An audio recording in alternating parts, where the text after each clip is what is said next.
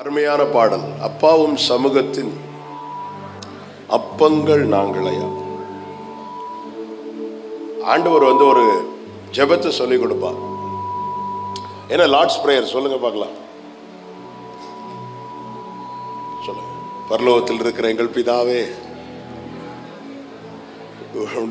உடைய நாமம் மகிமைப்படுவது. நான் இப்படி கேட்டுட்டே இருப்பேன் உங்ககிட்ட. உம்முடைய ராஜ்யம். அடுத்து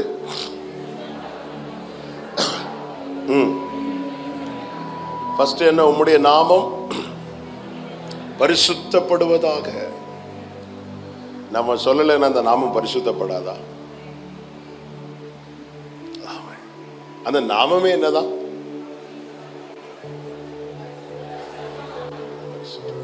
அப்ப ஏன் இப்படி ஜெபம் பண்ண வைக்கிற? அந்த நாமமே பரிசுத்தம். பரிசுத்தர் என்கிற நாமத்தை உடைய ஒரே ஒருவர் இயேசு கிறிஸ்து மட்டும்தான். நீங்க நான் இயேசு ஆராதிக்கிறேன் வெளியே சொல்ல தேவையில்லை. நாங்க பரிசுத்தரை ஆராதிக்கிறோம் சொன்னாலும் எல்லாருக்கும் தெரியும். நமக்கு தான் தெரிய மாட்டேங்குது. ஆனா ஆண்டவர் சொல்லிக் கொடுக்கிறார், உம்முடைய நாமம் பரிசுத்தப்படுவதாக. பரிசுத்தத்துக்கு எதிரான வேர்டு என்னது? ஆப்போசிட் வேர்டு என்னது? அசுத்தம். நம்மை தேவன் எந்த ஜனமாய் தெரிந்தெடுத்திருக்கிறார்? பரிசுத்த ஜாதியா. ஓகே. இப்ப ஆசரிப்பு கூடாரத்தில் வைக்கப்பட்டவைகள் எல்லாமே என்ன? பரிசுத்தமானவைகள். அப்போ வைக்கிறாங்க. அந்த அப்பத்துக்கு ஒரு பெயர் உண்டு. என்ன பேர் தெரியுமா? பரிசுத்த அப்பம். இப்ப மீதி அப்பம்லாம் கொஞ்சம் மைக்கு. மீதி அப்பம்லாம் சாதாரண அப்பம். பைபிள்ல எல்லாத்தையும் நம்ம வியூல பார்க்க கூடாது, பைபிள் வியூல பார்க்கணும். கர்த்தர் நம்மை பரிசுத்த ஜாதியா தெரிந்தெடுத்திருக்கிறார். மீதி எல்லாரையும் அவர் அசுத்தமா பார்க்கிறார். நல்ல கர்த்தர் நம்ம ஸ்பெஷலா வச்சிருக்கிறார், விசேஷப்படுத்தி இருக்கிறார். எல்லா அப்பவும் சாதாரண அப்பதான். ஆனா பலிபீடத்துல, அதாவது ஆசரிப்பு கூடாரத்துக்குள்ள மேஜையில வைக்கப்பட்ட அப்பம் ஸ்பெஷல் அப்பம். உம்முடைய நாமம் பரிசுத்தப்படுவதாகன்னா, ஆண்டவரே எனக்கு நிறைய நாமங்கள் தெரியும். எங்க அப்பா பேர் தெரியும், எங்க அம்மா பேர் தெரியும், என் மனைவி பேர் தெரியும்.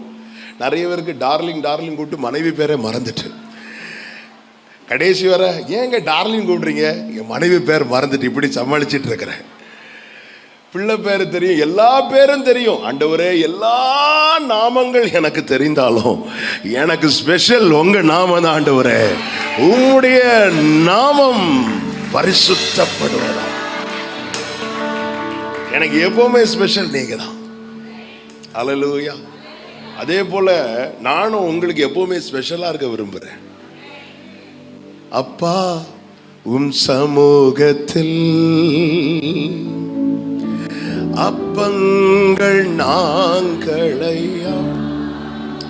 அதாவது கர்த்தருடைய கண்கள் மனுபுத்திரரை பார்க்கிறது, செம்மையானவனை நோக்கி இருக்கிறது என்று வேதம் சொல்லுகிறது. ஆண்டவர் எல்லாரையும் பார்க்கிறார். ஆனா சிலரை பார்த்துட்டே இருக்கிறார். நமக்கு ஆரம்பத்தில் எப்படி தோணும்னா, என்ன அவர் பார்த்தா போதும் அப்படின்னு. ஆனா நெருங்க நெருங்க தான், ஆண்டவரே என்ன நீங்க பார்த்தா மட்டும் போதாது, பார்த்துட்டே இருக்கணும். என்ன நீங்க யார் பார்த்தா என்ன, பார்க்கல என்ன? ஆண்டவரே யாரும் பார்க்க முடியாத நிலையில் இருக்கும்போது என்னை பார்க்க ஆரம்பித்தவர் தான் என் ஆண்டவர். யாரும் அறியாத என்னை நன்றாய் அறிந்து தேடி வந்த, யாருமே பார்க்க முடியாத நிலையில் இருக்கும்போது பார்க்க ஆரம்பிச்சிட்டார்.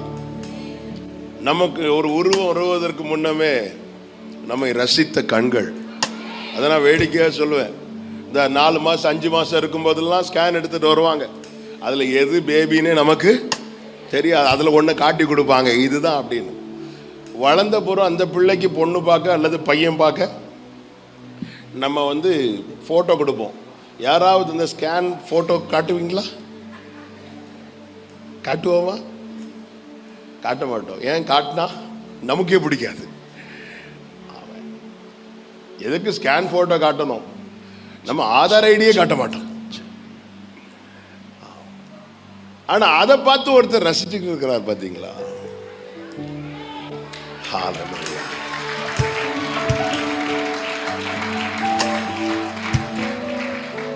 சுனேமியால் தான் சொல்றார், நான் கருப்பா இருந்தாலும் அழகா இருக்கிறேன். அவர் சொல்றார், என் பிரியமேனி பூரண ரூபவதி. நான் ஒண்ணு சொல்லவா, உங்களை எப்படி பார்க்கணும்னு அவர் விரும்பினாரோ அப்படி படைச்சிருக்கிறார். அதற்காக ஹல்லேலூயா. நம்ம ஒவ்வொருவருமே விசேஷமானவர்கள். நம்ம மேல இருக்கிற ஒரே மிஷனுக்குள்ள இருக்கிறோம், ஆனா யூனிக் விஷன்ல ஓடிட்டு இருக்கிறோம். அது மறந்துடக்கூடாது. ஒரு பேதுரு தான், ஒரு பவுல் தான், ஒரு யோவான் தான், ஒரு ஜான்சன் தான். அதே போல நீங்க உங்களை போட்டுருங்க. ஆமா, நாம இமிட்டேட் பண்ணணும்னா ஒருத்தரை மட்டும்தான், ஜீசஸ் கிரைஸ்ட் மட்டும்தான். ஏன்னா அவரால் தான் எல்லாத்துக்கும் எல்லாமா அவருக்கு மட்டும்தான் இருக்க முடியும். ஒரு துணையாளராக பார்க்கணுமா அவரை பார்க்கலாம், அப்பாவை பார்க்கணுமா பார்க்கலாம், நண்பராக பார்க்கணுமா பார்க்கலாம், சகோதரனா பார்க்கணுமா பார்க்கலாம், மேய்ப்பராக பார்க்கணுமா பார்க்கலாம், ஆசாரியரை பார்க்கணுமா பார்க்கலாம். அதான் அவர் பூரணர். அவர் தான் நமக்கு தலை. அவருக்குள்ளே வளரும்படியாக நமக்கு என்னென்ன தேவையோ அதை பரலோகம் நமக்கு தந்து கொண்டிருக்கிறது. இதை சரியா பயன்படுத்திட்டோம்னா நம்ம வளர்ந்துருவோம். இல்லைன்னா அந்த உலகம் நம்மை தளர பண்ணிட்டு தான் இருக்கும். நான் இந்த வேர்டை ரிப்பீட் பண்றேன். பரலோக வாசல் நமக்கு திறக்கப்பட்டு தருகிற அனைத்துமே தலையாகி கிறிஸ்துவுக்குள் எல்லாவற்றிலையும் வளர. எபேசியர் 4 இருக்கு. அதெல்லாம் என் டாபிக். நான் எப்பவுமே ஆண்டவர்கிட்ட ஜெபம் பண்ணுவேன். பலிபீடத்தில் நிற்கும் போது என் வாயில நீங்க வார்த்தையை வச்சுட்டே இருக்கணும். பிரசங்கம் உண்டு, ஆனாலும் சில வார்த்தை என் வாயில வச்சுட்டே இருக்கணும், அதை கொடுத்துட்டே இருக்கணும். நான் அதை ரொம்ப விரும்புகிறேன். ஏன்னா அது கேட்க நானும் ஆசையா இருப்பேன். தலையாகிய கிறிஸ்துவுக்குள் எல்லாவற்றிலையும் வளரணும். அதன் அர்த்தம் என்ன? எந்த காரியத்துக்கும் தலை அவராக தான் இருக்கணும். ஆமென். நம்மளே எல்லாம் செட் பண்ணி வச்சுட்டு கார்டுக்கு மேல இந்த காரியம் கர்த்தரால் வந்ததுன்னு கர்த்தருக்கே தெரியாம போடுவோம் தெரியுமா? அப்படி இருக்கக்கூடாது. எல்லாத்துக்குமே தலையை யாரு தான் இருக்கணும் அப்படின்னா, அதன் அர்த்தம் என்ன? நம்ம 1000 டிஸ்கஸ் பண்ணாலும் இந்த ஃபைனல் டெசிஷன் எடுக்கிற அந்த அதிகாரத்தை நம்ம அவர்கிட்ட கொடுக்கணும். அவர் கேன்சல் பண்ண அக்செப்ட் பண்ண ரெடியா இருக்கணும். அவர் நோ சொன்னா நோ தான். தலை தானங்க டிசைட் பண்ணும். எனக்கு எல்லாத்துக்கும், எனக்கு சில காரியத்துக்கு தான் ஆண்டவர் தலை, இன்னொரு காரியத்துக்கு எங்க அப்பா தலை, இன்னொரு காரியத்துக்கு எங்க அம்மா தலை. அப்படி இல்லை, அது பல தலையாயிரும், பார்க்க நல்லா இருக்காது. ஒரே தலை தான் கிறிஸ்து. எல்லாவற்றிலையும் வளரணும். நம்முடைய நம்ம ஆசை, நம்முடைய அதாவது நமக்கு முடியாததை மட்டும்தான் நம்ம ஜெபத்திலே வைக்கிறோம். இது தேவைக்காக மட்டும் தேவனிடத்தில் போகிறது. நம்ம எல்லாத்தையும் சொல்லணும் ஆண்டவர்கிட்ட. சின்ன விஷயத்திலிருந்து பெரிய விஷயம் வரைக்கும் நம்ம ஆண்டவர்கிட்ட சொல்லும் போது இதைதான் தேவன் கேட்க விரும்புகிறார்.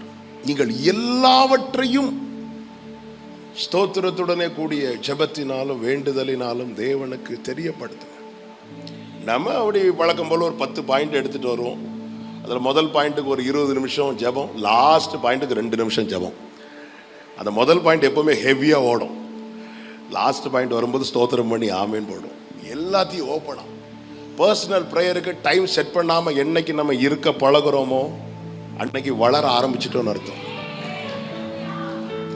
இனி எல்லாம் கொஞ்சம் ஆமேன் குறையும். பர்சனல் ப்ரேயருக்கு நான் டைம் செட் பண்ணாம 10 நிமிஷமோ 10 மணிக்கூர் வரும், அது 2வது மேட்டர். சர்ச்சுக்கு நமக்கு டைம் செட் பண்ணி தான் ஆகணும், சகலம் ஒழுங்கும் கிரமமா நடக்கணும்.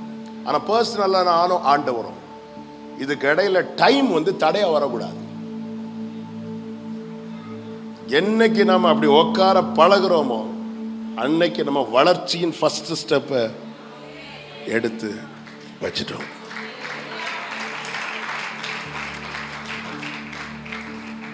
நல்ல சிநேகிதர்கள் 2 பேர் டைம் பார்த்து பேச மாட்டாங்க. ஆண்டவரோடு உள்ள உறவு நாளுக்கு நாள்.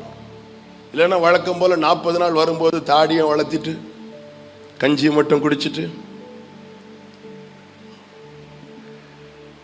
நிறைய எங்க ஊர்ல கன்னியாகுமரி அப்படி ஃப்ரைடே சாட்டர்டேலேருந்து ரோடுல தொங்கிட்டு இருக்கும். வித்தியாசமான படைப்புகள் தொங்கிட்டு இருக்கும். சண்டே ஆனால் நமக்கு ஈஸ்டர், அதுகளுக்கு குட் ஃப்ரைடே. அது ஃப்ரைடே வர கஞ்சி தான், வேற இதுல கைய வைக்க மாட்டோமே. சண்டே முடியும், இனி அடுத்த 40 நாள். ஆமே, தம்முடைய மாம்சமாகிய திரையை கிழித்தது இப்படிப்பட்ட பாரம்பரியங்களை ரிப்பீட் பண்றதுக்கல்ல, அந்த கிருபாசன தண்டை தைரியமாய் நெருங்குவதற்கு. ஆமேன்னு சொல்லுங்க பார்க்கலாம். நெருங்கணும். நேத்து இருந்ததுக்கும் இன்னைக்கு நான் இருக்கிறதுக்கும் என்ன வித்தியாசம்? நேத்து நான் சைக்கிள்ல போனேன், இன்னைக்கு நான் கார்ல போறேன். இதல்ல வித்தியாசம். இது சாதாரணமானவனுக்கும் நடக்குதா இல்லையா? ஒவ்வொரு பிசினஸ்ல டாப்ல இருக்கிறவங்களுடைய டெஸ்டிமனி கேளுங்க. அவங்க சொல்லுவாங்க, நான் ஒரு காலத்துல இந்த இடத்துல சைக்கிள்ல இதை வித்துட்டு நடந்தேன், இப்ப பாருங்க. எல்லாரும் தான் சொல்றாங்க. ஆமே ஆண்டவரே, நேற்று நான் பிராகாரத்துல கூட நிற்க முடியாம நின்னேன், இன்னைக்கு என்னை இழுத்து பரிசுத்த ஸ்தலத்துல கொண்டு வந்து வச்சுட்டு. நேற்று நான் சாதாரணமானவனா இருந்தேன், இன்னைக்கு நான் விசேஷமானவனா இருக்கிறேன். ஹல்லேலூயா. தூக்கி எறியப்பட்ட என்னை வேண்டும் என்று சொல்லி சேர்த்து கொண்ட நல்ல நேசரே, தூக்கி எறியப்பட்ட என்னை வேண்டும் என்று சொல்லி கொண்ட நல்ல நேசரே. கைகளை உயர்த்தி கண்களை ஏறெடுத்து, அழகான கண்கள் என்னை கண்டதாலே முடிந்ததென்று நினைத்த நான் உயிர் வாழ்கின்றேன். ஆமென். அழகான கண்கள் என்னை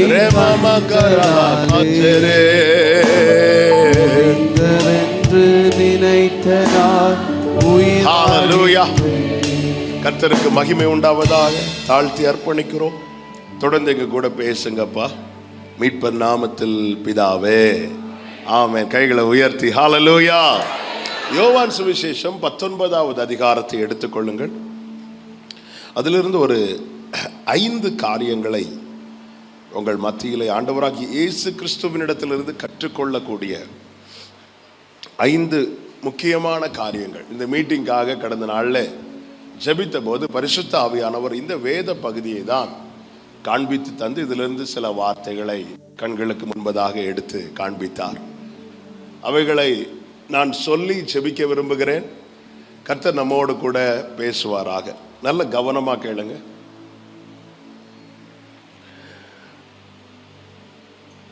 ஆண்டவருடைய சமூகத்தில் அமர்ந்திருந்து அவருடைய வார்த்தையை கேட்பது எத்தனையோ பேருக்கு கிடைக்காத ஒரு பெரிய பாக்கியம்.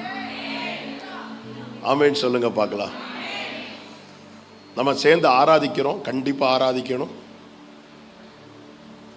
இந்த சபை கூடி வருதல்ல ஆராதனை ரொம்ப ரொம்ப முக்கியம், கண்டிப்பா ஆராதிக்கணும். அதை தாண்டி ரொம்ப முக்கியமான காரியம் என்ன அப்படின்னா, ஆண்டவருடைய வார்த்தையை ஆண்டவர் சமூகத்தில் அமர்ந்திருந்து கேட்பது. ஆண்டவர் கொடுக்க வேண்டிய கனம், ஆண்டவர் கொடுக்க வேண்டிய மகிமை எல்லாத்தையும் நம்ம மனதார செலுத்தி நம்ம எந்த அளவுக்கு வர்ஷிப் பண்றோமோ அந்த அளவுக்கு நாம அவருக்கு ஃப்ரீடம் கொடுக்கிறோம் நம்ம லைஃப்ல. அதனாலதான் தாவீது ஜெபம் பண்றார், உமது நாமத்தை நான் துதிக்கும்படிக்கு என் ஆத்துமாவை காவலுக்கு நீங்கள் ஆக்கிவிடும். சங்கீதம் 142 கடைசியில. ஆண்டவரே, எனக்கு துதிக்க முடியல, எனக்கு உள்ள ஏதோ ஒரு கட்டு இருக்கு. வெளியே 1000 கட்டு, அது தாவீதுக்கு மேட்டர் கிடையாது. நம்ம வெளியே உள்ள காரியங்களை கட்டுகளாய் பார்க்கிறோம். என் சிச்சுவேஷன் இப்படி இருக்கு, துதிக்க முடியல. இல்ல, அது தப்பு. நான் மனதளவில் கட்டப்பட்டிருந்தால் தான் என்னால் துதிக்க முடியாது. பவுலும் சீலாவும் கை கால்கள் கட்டப்பட்டிருந்தது, ஆனால் மனதிலே நல்ல ஒரு விடுதலை இருந்ததுனால அவங்க பாடி தேவனை மகிமைப்படுத்தினார்கள். எக்காலத்தில் நான் ஸ்தோத்தரிப்பேன் என்று சொன்ன தாவீதுக்கு துதிக்க முடியாத ஒரு சிச்சுவேஷன் வரும்போது அவன் சவுலை காரணம் காட்டவில்லை. சொல்றான், என் ஆத்துமாவை காவலுக்கு நீங்கள் ஆக்கிவிடும். துதிக்க ஆரம்பிச்சுட்டா நம்ம ஆண்டவருடைய ஆளுகை நம்ம மேல இருக்கிறது. தேவனுக்கு நாம நம்முடைய லைஃப்ல நாம ஃப்ரீடம் கொடுக்கிறோம். ஆண்டவரே நீங்க இடைப்படுங்க. கர்த்தருக்கு மகிமை உண்டாவதாக. ஆண்டவராகிய இயேசு கிறிஸ்து காட்டி கொடுக்கப்பட்ட அந்த ராத்திரி எல்லாம் அவர் அறிந்துதான் எருசலேமுக்கு போகிறார். இயேசுவை பிடித்து கொண்டு இப்பொழுது பிலாத்துவுக்கு முன்பாய் கொண்டு போய் நிறுத்துகிறார். பிலாத்து இப்பொழுது இயேசுவை பார்த்து ஒரு கேள்வி கேட்கிறான். 19வது அதிகாரம் அதனுடைய 9வது வசனத்தை வாசிக்கலாம். ஒருத்தங்க வாசிக்கிறீங்களா?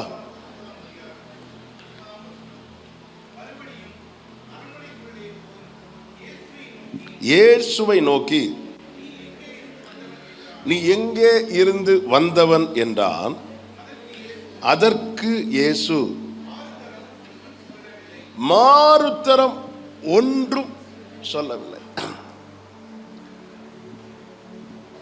அடுத்த வசனத்தை வாசியுங்கள். பிலாத்து என்னோட பேசுகிறது இல்லை, நீ என்கிட்ட பேச மாட்டியா அப்படிங்கிறார். உன்னை சிலுவையில் அறைய எனக்கு அதிகாரம் உண்டென்றும் உன்னை விடுதலை பண்ண எனக்கு அதிகாரம் உண்டென்றும் உனக்கு தெரியாதா? ஆண்டவர் அமைதியா இருந்தார். இதை படிக்கும்போது அந்த இடத்துல நாம இருந்திருந்தா, பிலாத்துவே எப்படியாவது நீங்க என்ன விடுவிச்சிட்டீங்கன்னா இப்போ உங்க வீட்டில் நான் ஒரு அற்புதம் செஞ்சிருவேன். ஆண்டவர் அமைதி ஆயிட்டான். பிலாத்து கிட்ட கேட்க கூடாதுங்கிறதுல இயேசு உறுதியா இருக்கிறார். ஏன் ஆண்டவர் இந்த இடத்துல அமைதியா இருக்கிறார் அப்படின்னா, பிலாத்து கிட்ட வர்றதுக்கு முன்னாடி கெத்செமனே தோட்டத்துல இயேசு பிதா கிட்ட போனார். பிதா கிட்ட போய் கெஞ்சிறார். அவர் மிகவும் கண்ணீரோடு ஜெபித்தார் என்று எபிரேயர்ல சொல்லப்பட்டிருக்கிறது. அது ஒரு முறை அல்ல. யூதருடைய ஜெப வழக்கத்துல ஒன்று என்னன்னா, ஒரு காரியத்தை 3 தடவை கேட்பாங்க. 3 தடவை கேட்டும் கிடைக்கலன்னா ஆண்டவர் சித்தம்னு சொல்லிட்டு விட்டுருவாங்க. பவுல் கூட சொல்லுவார்ல, இந்த முள் என்னை விட்டு நீங்கும்படி நான் 3 தரம் ஜெபம் பண்ணேன் அப்படிம்பார். இயேசு மிகவும் வியாகுலப்பட்டு, வேதம் சொல்லுகிறது அவருடைய வியர்வை இரத்தமா கீழே விழுந்துச்சான். அப்போ எந்த அளவுக்கு அவருக்கு பிரஷர் ஜாஸ்தியாகி மிகவும் வியாகுலப்பட்டு, பிதாவே எல்லாம் உங்களால கூடும்னு எனக்கு தெரியும், நீங்க நினைச்சா எல்லாமே முடியும், இந்த பாத்திரம் என்னை விட்டு நீங்க கூடுமானா நீங்கும்படி செய்யும் அப்படிங்கிறார். ஆனாலும் அவர் பிதாவுக்கு பிரியமான குமாரன் அல்லவா, ஆகிலும் என்னுடைய சித்தத்தின்படி அல்ல உங்க சித்தத்தின்படி. திருப்பியும் சொல்றார், உங்க சித்தமானால் இது நீங்கும்படி செய்யும். பிதா கிட்ட கெஞ்சுறார். பிதா கிட்ட 3 விசை கேட்கிறார். அப்படி கேட்கும்போது பிதா என்ன செய்கிறார்னா, ஒரு தூதனை அனுப்பி பலப்படுத்துகிறார். இயேசு எழும்பிட்டார். எழும்பி வாரார். பிதா பதில் கொடுக்கல, பிதா பலன் தான் கொடுக்கிறார். சில இடத்துல பதிலே வராது, ஆனா பரலோக பலன் கிடைச்சிட்டே இருக்கும். ஆமென். பதில் வருதுன்னா அதுல ஒரு சொல்யூஷன் இருக்குன்னு அர்த்தம். பலன் வருதுன்னா அதை நம்ம தாண்ட தேவன் நமக்கு கிருபை தருகிறார் என்று அர்த்தம். அதை தாங்கிறதுக்கு, அதை சகிக்கிறதற்கு. ஆண்டவருக்காக ஒரு காரியத்தை சகிக்கிறதை தேவன் கிரியையாய் கணக்கிடுகிறார். கிரியைகளுக்கு பலன் அவர் தருகிறவர். கிரியையை, அதனாலதான் ஒவ்வொரு சபைக்கு சொல்லும் போது உன் கிரியைகளை நான் அறிந்திருக்கிறேன். எபேசு சபைக்கு சொல்லும் போது சொல்லுகிறார், நீ சகித்து கொண்டிருக்கிறதை நான் அறிவேன் அப்படிங்கிறார். அதை ஒரு கிரியையா நோட் பண்றார். ஆண்டவருக்காக சிலவற்றை சகிக்கிறீங்களா, பரலோகத்தில் உங்கள் பலன் பெரிதா இருக்கும். இவ பிதா கிட்ட கெஞ்சிறாரு. இயேசுவுக்கு நல்லா தெரியும் எல்லா அதிகாரம் அவருக்கு கீழே இருக்கிறது. என் அப்பா நினைச்சார்னா, ஏன்னா அவர் அவர் அவர் எல்லாவற்றையும் காண்கிறவர். அவர் கண்ணுக்கு தெரியுது. பிதாவுடைய ஆர்டருக்காக 12 லேகியோனுக்கும் அதிகமான தூதர்கள் கெத்செமனே தோட்டத்தை ரவுண்ட் பண்ணி நிக்கிறாங்க. எங்க தீர்க்கதரிசி எலிசாவுக்கே அக்கினி ரதங்கள் கண்ணுக்கு தெரியும் போது மனுஷகுமாரனாய் வந்த ஆண்டவருக்கு தெரியாதா? ஆமென். சுற்றி நிக்கிறாங்க. ஒரு லேகியோனா 6000, 12 லேகியோன் 72,000க்கும் அதிகமான ஏஞ்சல்ஸ் ரவுண்டா இருக்கிறாங்க. பிதா மட்டும் உம்முன்னு சொல்லிட்டாருன்னா முடிஞ்சது. எல்லாம் ரெடியா இருக்கிறாங்க. இப்போ இவர் ஜெபம் பண்றாரு, கெஞ்சுறாரு. பிதா கிட்ட கண்ணீரோடு கேட்கிறா, வியாகுலத்தோடு கேட்கிறா, முழங்கார் படியிட்டு கேட்கிறா, கை கூப்பி கேட்கிறா, மீண்டும் மீண்டும் கேட்கிறா. பிதா அமைதியா இருக்கிறார். இப்பொழுது பிலாத்துக்கு முன்பதாக இயேசு கொண்டு வந்து நிறுத்தப்படும் போது பிலாத்து சொல்றான், நான் நினைச்சா உன்னை விடுவிக்க முடியும். இப்ப இயேசு அமைதியா இருக்கிறார். ஒரு உறுதியான நிலை இங்கே கிறிஸ்து நமக்கு முன்பதாக சவாலாய் வைக்கிறார். என்ன சவாலாய் வைக்கிறார்? பிதா கிட்ட கேட்ட காரியத்தை பிலாத்து கிட்ட நான் கேட்க மாட்டேன். என் ஆண்டவர்கிட்ட கேட்ட காரியத்தை அடுத்தவன்ட்ட கேட்க மாட்டேன். இவர்தான் நேச குமாரன். வாலண்டரியா வந்து அவங்களே ஆஃபர் பண்ணாலும் இயேசு எனக்கு தேவையான என் அப்பா கிட்ட கேட்பேன்.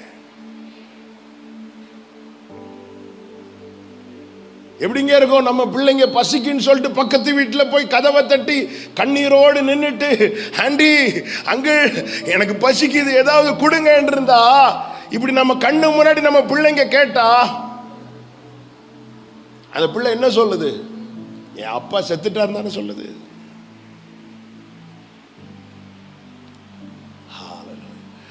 அவரை அப்பா என்று அழைக்கிறவர்கள் அடுத்தவங்க கிட்ட கை நீட்டுறதுக்கு கூச்சப்படணும்.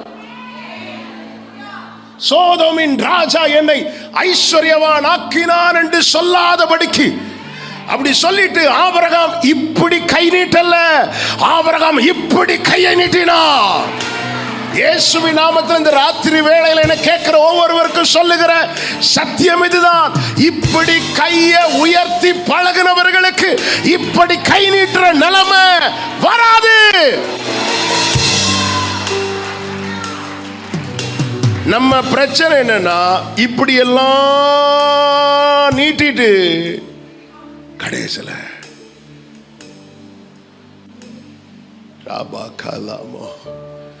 ஆண்டவர் அமைதியா இருக்கிறார்.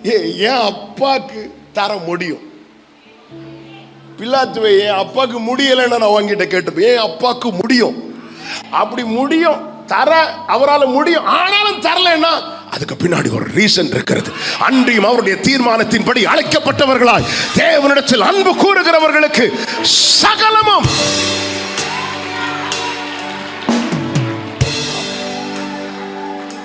சகலமும் சகல மூ மா போட்டு மேல ஒரு குத்து இருக்குல்ல, அந்த குத்து கூட நன்மைக்கு ஏதுவாக.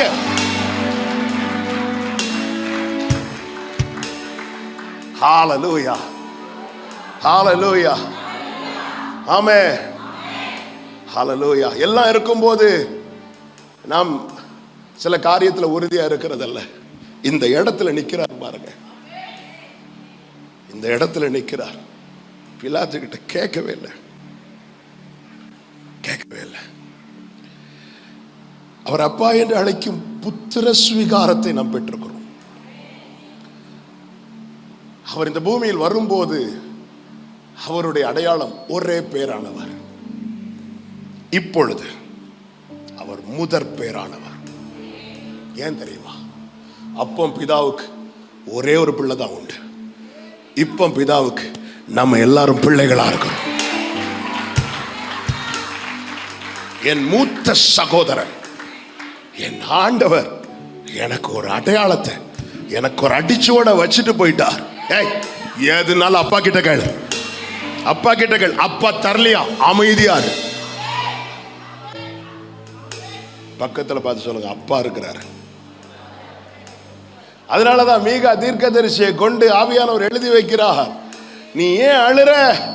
ராஜாவானவர் உன்னிடத்தில் இல்லையோ? ஆமென், ஹல்லேலூயா.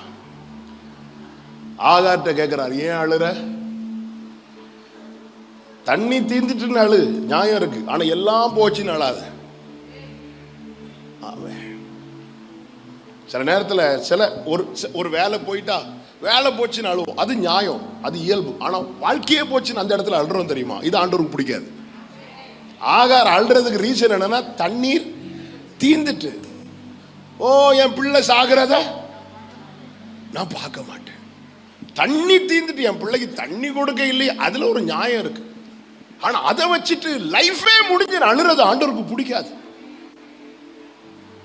ஒரு அடிமை பெண்ணை கூட அப்படி அளவிடாத கர்த்தர் அவரை அப்பா என்று அழைக்கிற. ஹல்லேலூயா, ஹல்லேலூயா. ஆமென். பிதா கிட்ட கேட்கிறத பிலாத்து கிட்ட கேட்கப்படாது.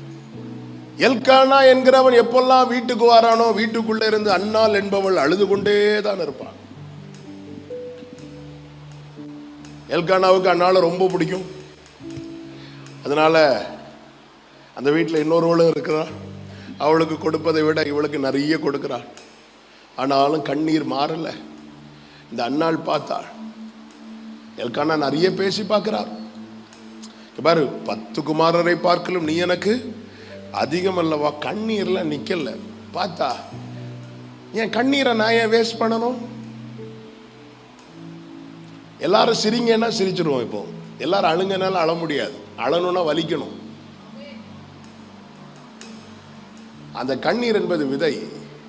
விதைய வழியருகே போடக்கூடாது, விதைய கற்பாறையில போடக்கூடாது, விதைய முட்களுக்கு இடையில போடக்கூடாது.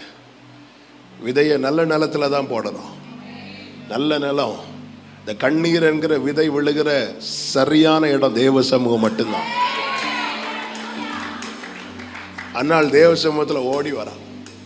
இப்போ அழுறா பாருங்க. எதுவும் சொல்லுகிறது, மனம் கசந்து. ஏலி கேட்கிறாரு, என்னம்மா காலையிலேயே போட்டுட்டு வந்துட்டியா அப்படின்னு. இல்லை, நான் என் இருதயத்தை ஊட்டினேன். இப்பொழுது ஏலி மூலமாய் வார்த்தை வருகிறது, அவர் உன் விண்ணப்பத்தின்படி எல்லாம் உனக்கு செய்வார். அடுத்த வார்த்தை, அந்நாள் அதன் பிறகு துக்க முகமாய் இருக்கவில்லை. உடனே அன்னாளுக்கு பிள்ளை கிடைக்கல, உடனே கிடைக்கல. ஆனா இப்போ அன்னாள் ஒரு தீர்மானம் எடுத்துட்டா. அவர்கிட்ட கேட்டாச்சு, இனி என் புருஷன்ட்ட போய் நான் என்ன செய்யக்கூடாது? அழக்கூடாது. நம்ம பிரச்சனை என்னன்னா, இங்கேயும் கேட்போம். எங்க இன்னைக்கு ஒரு தீர்மானம் எடுக்க, ஆண்டவர்கிட்ட மனம் திறந்து சொல்லி கேட்ட காரியத்தை அப்படின்னு அந்த இடத்துல நம்ம பிதாவை ஆனர் பண்றோம். ஏசாயாவை கொண்டு கர்த்தர் கேட்கிறார், நான் பிதாவானால் என் கனம் எங்கே?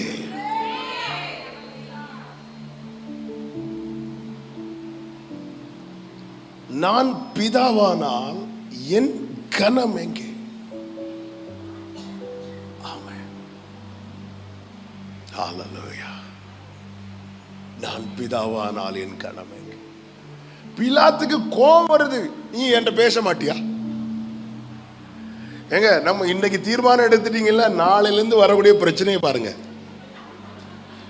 வேலைக்கு காத்திருந்து இனி நான் யார்கிட்டையும் போய் கேட்க மாட்டேன், ஆண்டவரே இருக்கும் போது கம்பெனியா ஃபோன் பண்ணுவோம், அல்லது யாராவது ஃபோன் பண்ணுவோம், பிரதர் நான் ட்ரை பண்ணட்டுமா. அதாவது சோதனை என்பது பல விதங்கள்ல வரும். நேர்வழியா என்னை நடத்தினீர், நீதியின் பாதையில் நடத்தினீர், காரியம் வாய்க்க செய்தீர், என்னை கண்மணி போல் காத்திட்டு. நான் சவாலோட சொல்றேன், ருசிச்சதுனால சொல்றேன். நீங்க மனம் திறந்து ஆண்டவர்கிட்ட உண்மையா ஒரு காரியத்தை ரிக்வெஸ்ட் பண்ணிட்டீங்கன்னா அந்த காரியத்தை இன்னொருத்தங்கள்ட்ட கேட்கறதுக்கு நாம் கூசும். நான் இன்னொருத்தங்கள்ட்ட கேட்கிறேன்னு அந்த இடத்துல நான் என்ன சொல்றேன்னா, இந்த விஷயத்துல நான் ஆண்டவரை நம்பல, இந்த விஷயம் ஆண்டவர்கிட்ட சொல்லி பிரயோஜனம் இல்லை, இதுதானே நான் வெளிப்படுத்துறேன்.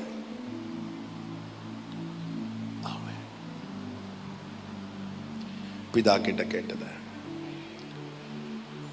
சூனேமியாள் 2 ராஜாக்கள் 4வது அதிகாரத்துல எலிசாவை நல்ல கனம் பண்ண ஒரு விசுவாசின்னு வச்சுக்கோங்களேன். அவளுக்கு வீட்டில் குழந்தை கிடையாது. எலிசா பிளஸ் பண்றார். அந்த வீட்டில் ஒரு பையன் பிறக்கிறான். பையன் இறந்துட்டான். இறந்ததும் இந்த எலிசாவுக்கு அவன் வீட்டில் மேலே ஒரு ரூமை ரெடி பண்ணி கொடுத்துருக்குறாங்க. அங்கே கொண்டு பையனை படுக்க வச்சுட்டு ஓடி வரா. எலிசா இருக்கிற பர்வதத்தில் ஓடி வரா. தூரத்திலிருந்து வரும்போது எலிசா பர்வதத்திலிருந்து பார்க்குறார். அது சூனேமியால கேயாசி அனுப்புறார். எலிசா போய் சுகந்தானா அப்படி போய் கேட்டுட்டு வா அப்படின்னு சொல்லிட்டு அனுப்புறான். கேயாசி ஓடி போறான். 2 ராஜாக்கள் 4வது அதிகாரம் 26வது வசனத்துல, நீ அவளுக்கு எதிர்கொண்டு ஓடி, நீ சுகமா இருக்கிறாயா, உன் புருஷன் சுகமா இருக்கிறானா, அந்த பிள்ளை சுகமா இருக்கிறதா என்று அவளிடத்தில் கேளென்றான். அதே போல் அவன் போய் கேட்கும் போது அவன் என்ன சொல்றா தெரியுமா? சுகம்தான். பிள்ளை எப்படி இருக்குது? பிள்ளை எப்படி இருக்குது? ஆக்சுவலா செத்து போயிருக்கு. ஆனா கேயாசிட்டு என்ன சொல்றா? சுகந்தான் சொல்லிட்டு பர்வதத்தில் இருக்கிற தேவனுடைய மனுஷனிடத்தில் வந்து அவன் காலை பிடித்து கொண்டான். அது அர்த்தம் என்ன? எப்படி இருக்கிறீங்க? நல்லா இருக்கிறோம், நல்லா இருக்கிறோம். என்னுடைய எல்லாத்தையும் நான் ஒரே ஒருத்தர்கிட்ட மட்டும் தான் ஓபன் பண்றேன். இது அப்படி இல்லை. சிஸ்டர் ஃப்ரீயா இருக்கிறீங்களா? எனக்கு கொஞ்சம் உங்ககிட்ட பேசணும். எப்படி இருக்கீங்க பிரதர்? நல்லா இருக்கிறேன். எப்படி இருக்கிறீங்க சிஸ்டர்? நல்லா இருக்கிறேன். நம்ம என்ன நேரா மாத்தி அடிக்கிறோம். ஆண்டவர்கிட்ட சுகந்தான் சொல்றோம். மற்றவங்கிட்ட என்னத்த சுகம், என்னத்த வாழ்க்கை. நான் பிதாவானால் எனக்குரிய கனம் எங்கே? நீங்க அந்த வசனத்தை நல்லா கவனிச்சீங்கன்னா, அவள் காலை பிடித்து கொண்ட போது அப்பொழுது கேயாசி அவளை விலக்கி விட வந்தான். தேவனுடைய மனுஷன் சொல்றா, அவளை தடுக்காதன்னு அர்த்தம். அவளை விலக்காத, அவ இருக்கட்டும், அவ இருக்கட்டும், அவ இருக்கட்டும். அவள் ஆத்துமா துக்கமா இருக்கிறது. அவ இருக்கட்டும், என் பாதத்தில் கொஞ்ச நேரம் இருக்கட்டும். துக்கம் நிரம்பின மனுஷனை யாரும் தங்களிடத்தில் அதிக நேரம் வைக்க விரும்ப மாட்டார்கள். ஹல்லேலூயா. ஒரு தேவனுடைய மனுஷனே, பர்வதத்தில் இருக்கிற ஒரு தேவனுடைய மனுஷனே அவ இருக்கட்டும்னு சொல்லுவான்னா, பரலோகத்தில் இருக்கிற உபத்திரவப்படுகிறவனுடைய உபத்திரவத்தை அற்பமா எண்ணாமலும் அவனுக்கு தம்முடைய முகத்தை மறைக்காமலும் அவனை அருவருக்காமலும் இருக்கிறவன். ஹல்லேலூயா, ஹல்லேலூயா. தூக்கி எறியப்பட்ட என்னை வேண்டும் என்று சொல்லி சேர்த்து கொண்ட எங்க ஆண்டவர்கிட்ட கேட்கிற காரியத்தை நான் வேற யார்கிட்டையும் கேட்க மாட்டேன்னு ஒரு தீர்மானம் எடுங்க. ரிசல்ட் ஹெவியா இருக்கும். ஒரு பிச்சைக்காரன் வழி அருகே உட்கார்ந்து பிச்சை கேட்டுட்டு இருப்பான். வரவங்கள்ட்ட எல்லாம் என்ன கேட்டிருப்பான் சொல்லுங்க? ஐயா 5 10 கொடுங்க அப்படின்னு. அப்ப அந்த வழியா தான் நிறைய ஒரு பெரிய கூட்டம் நடக்கிற சவுண்டு கேக்குது. அப்ப விசாரிக்கிறான், இங்க யார் போறா அப்படின்னு. அது நசரேயனாகிய இயேசு போகிறார். சத்தம் போடுறான், தாவீதின் குமாரனே அப்படிங்கிறான். உடனே சிலர் அதட்டுறாங்க. இவன் விடல, இன்னும் சத்தம் போடுறான். நேத்து வர அந்த இடத்துல இருந்து எல்லார்ட்டையும் கை நீட்டினான்.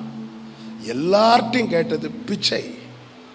5 ரூபா 10 ரூபா கொடுத்துட்டு போங்கய்யா, ஒரு டீ குடிக்கலையா, சாப்பிடலையா, இப்படி கேட்டுட்டு இருந்தவன் இயேசுட்ட வந்ததும் யார்கிட்டையுமே கேட்காதத இயேசுட்ட கிட்ட கேட்கிறான். நான் உனக்கு என்ன செய்ய வேண்டும் என்று இருக்கிறாய்? அவன் அப்பா ஒரு 5 10 கொடுத்துட்டு போங்கண்ணா. நீ எல்லாரையும் போலதான் இயேசுவையும் பார்க்கிற. கண்கள் இருக்கிறவனுக்கு தெரியாதது, கண் காணாதவன் இயேசுவை பார்த்த விதம் பெருசு. நீ எல்லாத்தையும் கேட்டதுதான் இயேசுட்ட கேட்கிறன்னா நீ இயேசுவை சாதாரணமா தான் பார்க்கிற. உம்முடைய நாமம் பரிசுத்தப்படுவதாக. ஆண்டவரே, நான் அவங்க கிட்ட 5 ரூபாய் கேட்டேன், இவங்கிட்ட 10 ரூபாய் கேட்டேன், இவங்கிட்ட 15 ரூபாய் கேட்கிறேன். என்கிட்ட என்ன கேட்க போற? நான் பார்வையடைய வேண்டும். ஹalleluya, ஹalleluya. 5 பாயிண்ட் ஓடுமான்னு எனக்கு தெரியல. ஆவியானவர் இந்த வார்த்தையில் அப்படி பிடிச்சு நிறுத்துறாரு. நான் பிதாவானா, என் கணம் எங்க? ஆண்டவர் சமூகத்தில் அழுத ஒரு காரியத்தை இன்னொரு ஆள் கிட்ட போய் அழாதீங்க. அதனாலதான் அந்த மரியாள் அந்த பரணியை உடைச்சிட்டான், உடைத்து ஊற்றினாள். உடைத்து ஊற்றுறதுக்கும் திறந்து ஊற்றுறதுக்கும் நிறைய வித்தியாசம் உண்டு. திறந்து ஊத்துறோம்னு வைங்கலாம், எப்பனாலும் நம்ம நினைச்சா ஸ்டாப் பண்ணலாமா? சரி போதும் அப்படி அவனு உடைஞ்சிட்டுனா அது நம்ம கண்ட்ரோல் விட்டு போயிடும், மொத்தமா விழுந்துடும். ஆண்டவர் சமூகத்தில் உடைஞ்சிடணும். ஹalleluya. யார் யார்கிட்ட எனக்கு வேற வழி இல்லை. ஏன்டா பிச்சை கேட்டுட்டு இருக்கிறேன்? எனக்கு வேற ஆப்ஷன் இல்லை. அப்ப அதே போல ஏன் இயேசுட்ட கேட்கல? அவர் வேற. மனசுல இருக்கிற ஒரு ஆசைய யார்கிட்டயுமே கேட்காம உள்ளே வச்சிட்டு இருந்தா பாத்தீங்களா? அப்படியே இது யார்கிட்ட மட்டும் தான் நான் கேட்பேன் தெரியுமா? இயேசுட்ட மட்டும் தான் கேட்பேன். சில காரியத்தை இயேசு கிட்ட மட்டும் கேட்ட காரியம் இருக்காங்க. இயேசு கிட்ட நான் இதை இயேசுட்ட மட்டும் தான். இதுதாங்க சவால் இன்னைக்கு. அப்படி அந்த இடத்துல தான் நான் அவரை ரொம்ப ஸ்பெஷலா எனக்கு வச்சிருக்கிறேன். இதை நான் அவர்கிட்ட மட்டும் தான் கேட்டிருக்கிறேன், அவர்கிட்ட மட்டும் தான் கேட்பேன். அவர் தந்தாலும் ஸ்தோத்திரம், தரலைனாலும். ஹalleluya. ஆபிரகாம் லோத்தை அழைச்சிட்டு வார். ஆபிரகாமுக்கு 75 வயசுல கர்த்தர் பிராமிஸ் பண்றார். என்ன பிராமிஸ் பண்றாருன்னா, அங்கே பாரு, உன் சந்ததி. வாக்குத்தத்தம் என்பது நாம கேட்டு தரதில்லை. வாக்குத்தத்தம் என்பது அவருடைய இருதயத்தின் விருப்பம். எனக்கு என்ன செய்யணும்னு நினைக்கிறாரோ அதை எனக்கு பிராமிஸ் பண்றார். இது அவருடைய இருதய விருப்பம்.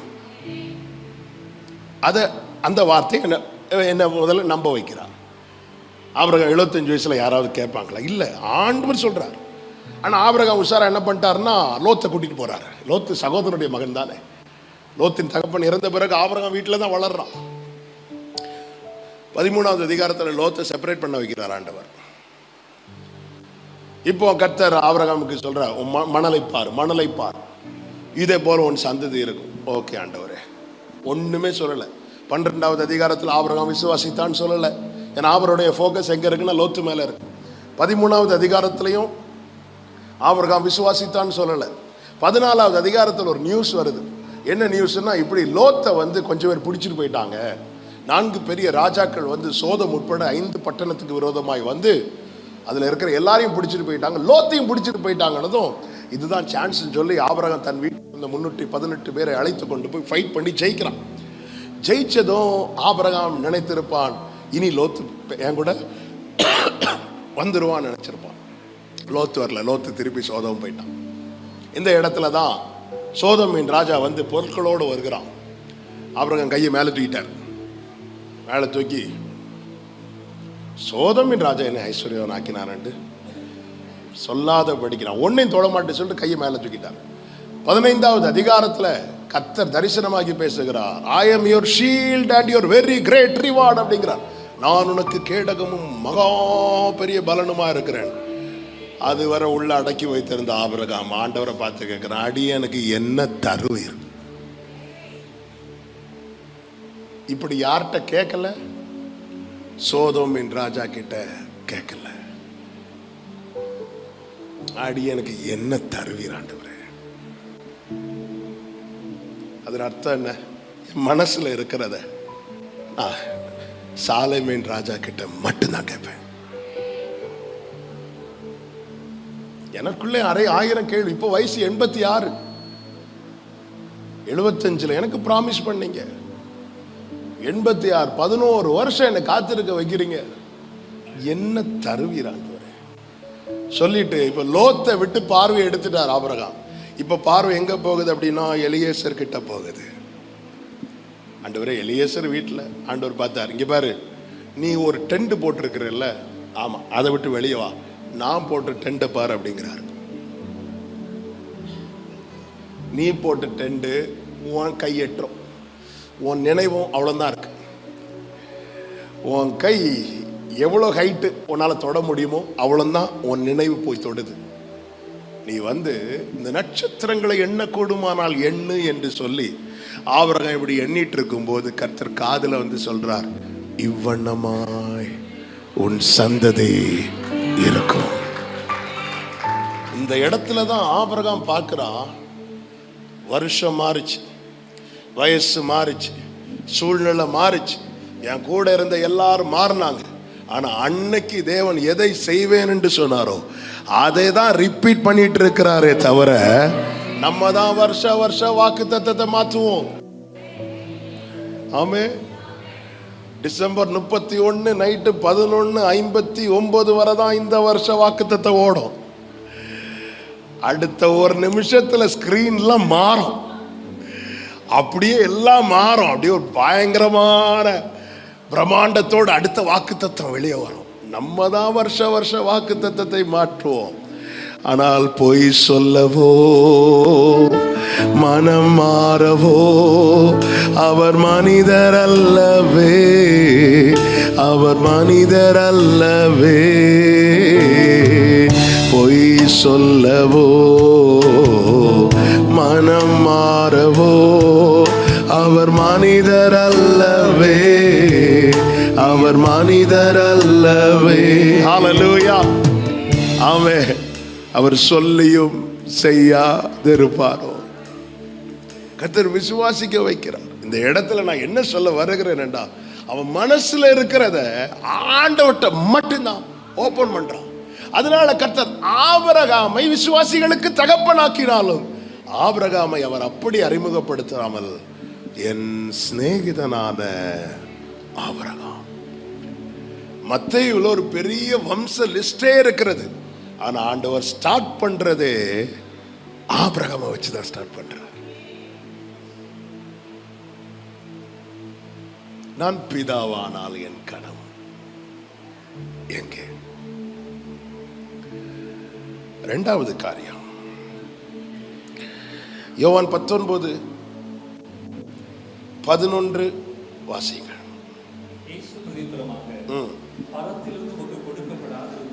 பரத்திலிருந்து உமக்கு கொடுக்கப்படாதிருந்தால் அந்த 10-11 சேர்ந்து வாசிங்க. அப்போது பிலாத்து, நீ என்னோடு பேசுகிறது இல்லையா? உன்னை சிலுவையில் அறைய எனக்கு அதிகாரம் உண்டென்றும் உன்னை விடுதலை பண்ண எனக்கு அதிகாரம் உண்டென்றும் உனக்கு தெரியாதா என்றான். இயேசு பிரதியுத்தரமாக, பரத்திலிருந்து உமக்கு கொடுக்கப்படாதிருந்தால் என் மேல் உமக்கு ஒரு அதிகாரமும் இராது. ஆனபடியினாலே என்னை உம்மிடத்தில் ஒப்பு கொடுத்தவனுக்கு அதிக பாவம் உண்டு என்றார். கர்த்தருக்கு மகிமை உண்டாவதாக. முதல் காரியம் உறுதியான நிலை. இரண்டாவது விஷயம் தெளிவான மனநிலை. என்ன தெளிவு தெரியுமா? எத்தனை பேர் நமக்கு மேல இருந்தாலும், எத்தனை பேர் நமக்கு எதிராக இருந்தாலும், அவர் அறியாமலும் அவர் அனுமதிக்காமலும் ஒரு முடி கூட கீழே விழாது. இங்க இயேசுவுக்கு சப்போர்ட்டா ஒருத்தர் கிடையாது. ஒரு வாரத்துக்கு முன்னாடி தான் தாவீதின் குமாரனுக்கு ஓசனா பாடினாங்க. இன்னைக்கு நிறைய இடத்துல பாடி இருப்பாங்க, அடுத்த வாரம் கல்லறிவாங்க. அந்த இடத்துல ஒரு சப்போர்ட் கிடையாது. எல்லாருமே அகைன்ஸ்டா இருக்கிறாங்க. யாரும் கிடையாது. கூட இருந்தவன் கூட மறுதலிச்சிட்டான், தெரியாதுன்னு சொல்லி. இந்த இடத்துல தான் அவருக்கு என்ன தெளிவுங்க. பரத்திலிருந்து உமக்கு கொடுக்கப்படாதிருந்தார். பரலோகம் என்னை விடுவிக்க கூடாதுன்னு நினைச்சிட்டுன்னா பிலாத்துவே உன் அதிகாரத்தை வச்சு ஒண்ணும் பண்ண முடியாது. இன்னைக்கு சில வாசலை கர்த்தர் அடைக்கிறார். நம்ம எத்தனையோ பேரை வச்சு ட்ரை பண்ணோம், திறக்க முடியல. பாத்தீங்களா? கடைசியில் அவங்க என்ன சொல்லிட்டு போவாங்க தெரியுமா? நான் ட்ரை பண்ண எத்தனையோ பேருக்கு எனக்கு வேலை வாங்கி கொடுக்க முடிஞ்சது, உங்களுக்கு மட்டும் எவ்வளவு முயற்சி பண்ணியோ. ஒரு தேவனை ஆராதிக்கிற தேவ பிள்ளைக்கு இந்த தெளிவு இருக்கணும். பரத்திலிருந்து கொடுக்கப்படாவிட்டால் என்மேல் ஒரு அதிகாரமும்.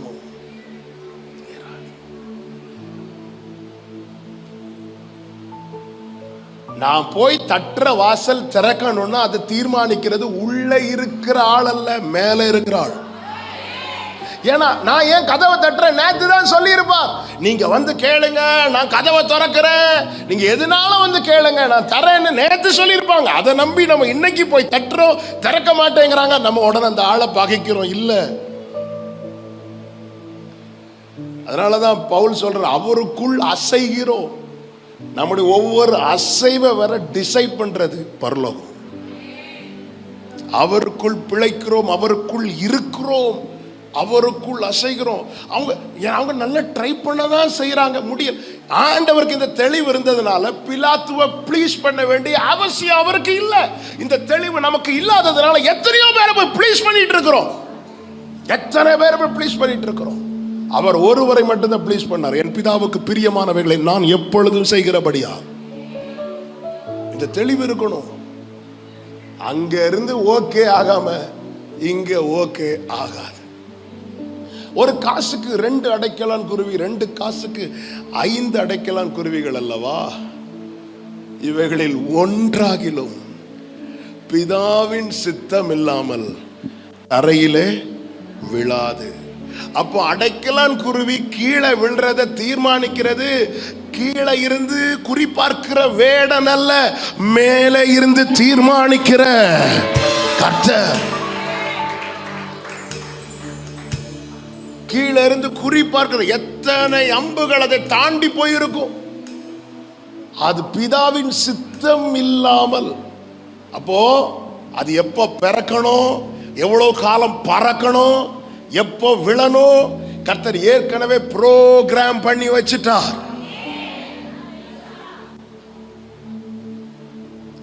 ஹல்லேலூயா. இவங்கள போய் பாருங்க, அவங்கள போய் பாருங்க. எத்தனை காரியத்துக்காக எத்தனை வீட்டு வாசல்ல காலையிலேருந்தே காத்திருக்கிறோம். என் பரத்திலிருந்து கொடுக்கப்பட்டாலே இங்க பாருங்க, என்னன்னாலும் என்கிட்ட சொல்லுங்க, நான் ஹெல்ப் பண்றேன். அப்படி ஒருத்தங்க நம்ம ஒரு நெருக்கத்தில் இருக்கும்போது சொன்ன அதே போல கேட்பதற்கு இனிமையான வார்த்தை. எனக்கும் அப்படிதான், எல்லாருக்கும் அப்படிதான். ப்ரீச் பண்றதுல ரொம்ப ஈஸி. ஆனா நம்ம ஒரு பண நெருக்கடியில் இருக்கிறோம்னு வைங்களேன். ஒரு பண நெருக்கடியில் இருக்கும்போது ஒருத்தங்க சொல்றாங்க, இங்க பாருங்க, உங்களுக்கு எதுனாலும் ஒரு ஃபோன் கால் போதும், நான் உங்களுக்கு ஹெல்ப் பண்றேன். இப்படி ஒரு வார்த்தை ஒருத்தங்க சொன்னா, அவங்க செய்யறாங்களோ செய்யலையோ, அந்த வார்த்தை நமக்கு எவ்வளவு பலனா இருக்கும். நம்ம அதை நம்பி என்ன பண்ணுவோம் அப்படின்னா, நெருக்கடி வரும்போது அவங்கள காண்டாக்ட் பண்ணுவோம். அவங்க செய்யணுங்கிற மனநிலைமையில தான் இருந்திருப்பாங்க. திடீர்னு எல்லாம் தலைகீழா மாறும். ஏன் மாறிச்சு? டிசைட் பண்றது. ஹல்லேலூயா. இந்த தெளிவு இருந்ததுனால தான் யோபு சொன்னார், கர்த்தர் கொடுத்தார், சாத்தான் அழித்தான் என்று சொல்லவில்லை. கர்த்தர் கொடுத்தார், கர்த்தர் எடுத்தார். கர்த்தர் ஒரு வேலி போட்டிருந்தார் பாருங்க. அந்த வேலியை தாண்டி யோபுவின் வீட்டில் இருக்கிற ஒரு புல்லை கூட சாத்தானால தொட முடியல. சாத்தான் போய் கம்ப்ளைண்ட் பண்றான், நீர் அவனையும் அவன் வீட்டையும் அவனுக்குண்டான எல்லாவற்றையும் சுற்றி வேலி அடைக்கவில்லையோ?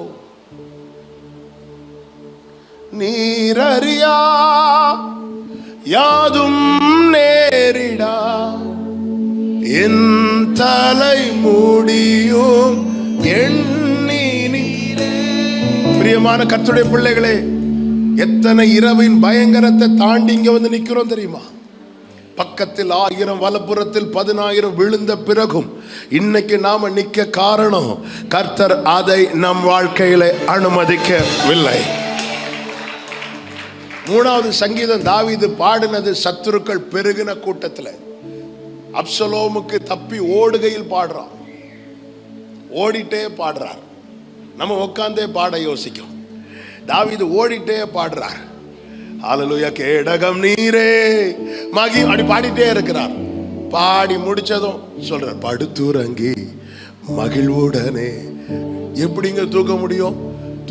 சுத்தி சத்துருக்கள் இருக்கிறாங்க. நமக்கு ரூமுக்குள்ள ஒரு கொசு பறந்தாலே அன்னைக்கு தூக்கம் போச்சு. இது மலேரியாவா டெங்குவா நம்ம மைண்ட்ல அப்படி ஓடிட்டே இருக்கும்.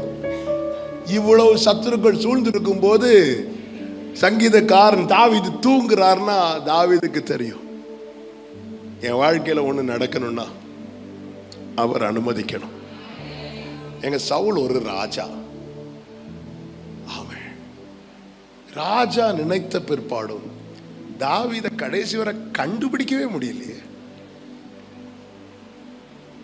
எத்தனை ஆட்கள், எத்தனை ஏவல் ஆட்களை அனுப்பின போது ஒரு சங்கீதம் பாடுறார் தாவீது. எத்தனை இடத்துல ஆட்களை செட் பண்ணி தொடக்கூட முடியலையே. இன்னும் சொல்லணும்னா சவுல் பக்கத்துல தாவீது போயிட்டு வரார். சவுல் கண்ணுக்கு தாவீது தெரியல. கையற்ற தூரத்தில் இருக்கிற தாவீத 3 வாட்டி அம்பெடுத்து எறிகிறார், படல. எப்படி? அப்ப தாவீது என்ன பண்ணிட்டு இருந்தார் தெரியுமா? ஓடுறதுக்கு ரெடியா இருக்கல. அவர் ஹார்ப் பிளே பண்ணிட்டே இருந்தார், பிளே பண்ணி பாடிட்டே இருக்கிறார். இனி இதை தூக்கிட்டு ஓடணும், இல்லைன்னு அதை தூக்கி போட்டுட்டு ஓடணும். அதுக்குள்ள அம்பு போய் பற்றணும். சவுலூர் யுத்த வீரன். ஒரு வாட்டி மிஸ் ஆகலாம், 2 வாட்டி மிஸ் ஆகலாம், 3 வாட்டி மிஸ் ஆகுது. செவரோடு சேர்த்து வச்சு அடிக்க பார்க்கிறான். இதான் மனசுல இருக்கு. ஏன்? கர்த்தர் அனுமதிக்கல. கர்த்தர் ஒன்றை அனுமதிக்கிறார் என்றார். யோசேப்புக்கு தகப்பன் கொடுத்த வஸ்திரம் கிழிக்கப்பட கர்த்தர் அனுமதித்தார். கேட்கலாம், அது எப்படி கர்த்தர் அனுமதித்தார் நீங்க சொல்லுவீங்க. அந்த சாப்டர் ஃபுல்லா நீங்க படிச்சீங்கன்னா ஒரு வார்த்தை ரிப்பீட் ஆயிட்டு இருக்கும், கர்த்தர் யோசேப்போட கூட இருந்தார். தகப்பன் கொடுத்த வஸ்திரத்துக்குள்ள யோசேப்புக்குள்ளே கர்த்தர் அலோவ் பண்ணார். அதனால அந்த வஸ்திரத்தின் மேல அத்தனை பேரும் கை வச்சாங்க. இஸ்மவேலருக்கு விற்க கர்த்தர் அலோவ் பண்ணார், அனுமதித்தார். ஆனா ஒன்றை கர்த்தர் அனுமதிக்கிறார்னா அது நன்மைக்கு ஏதுவாக. ஆமென் சொல்லுங்க பார்க்கலாம். ஹல்லேலூயா. ஒரு காரியத்தை நல்லா புரிஞ்சுக்கோங்க. பரத்திலிருந்து ஒருவனுக்கு கொடுக்கப்பட்டால் ஒழிய, அப்ப நம்ம கண்களை எங்க ஏறெடுக்கணும், எங்க பார்க்கணும்? சிலுவையில பிதாவோடு தான் நாங்க பேசிட்டே இருக்கிறார். வேற யார்கிட்டையாவது ஏதாவது கேட்டாரா? பிதாவை பார்த்து தான் தாகமா இருக்கிறேன்னா கீழே இருந்து காடிய கொடுக்கறாங்க. ஏன்னா எனக்கு எந்த ஒரு காரியம்னாலும் அங்க ஓகே ஆகும். நல்ல கவனமா கேளுங்க. அங்க ஓகே ஆகாம இங்க நாம பண்ற எந்த முயற்சியும் வாய்க்காது.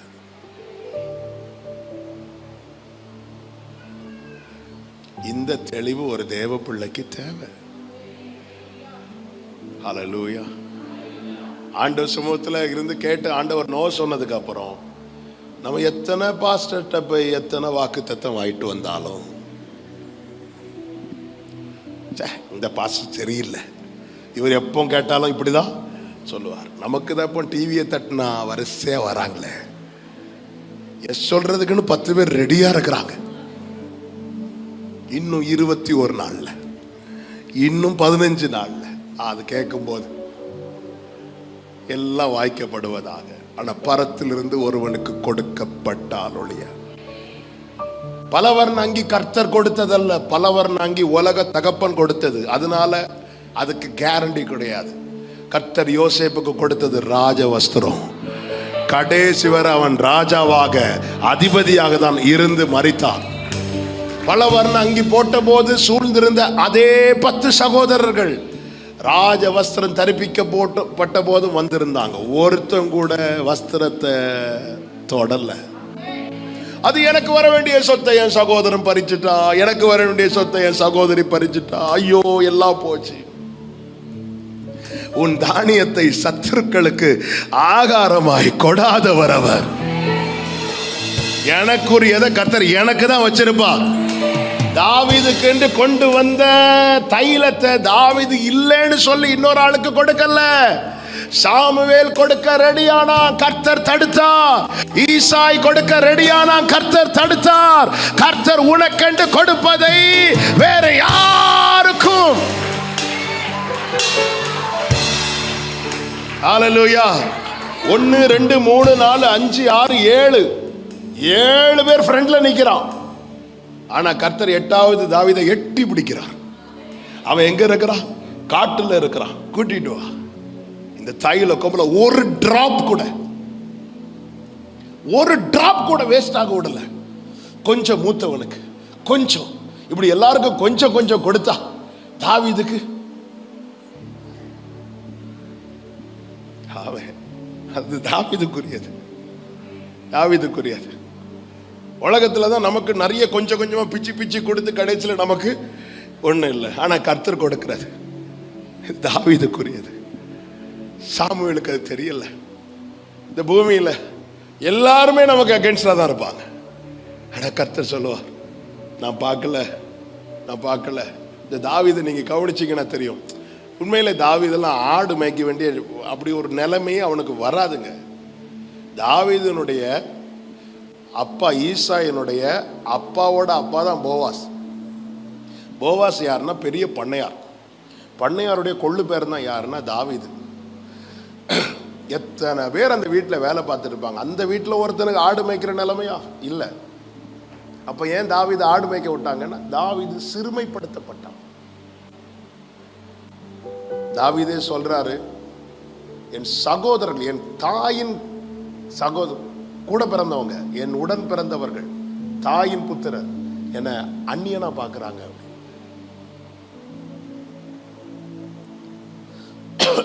எல்லாரும் நிக்கிறாங்க,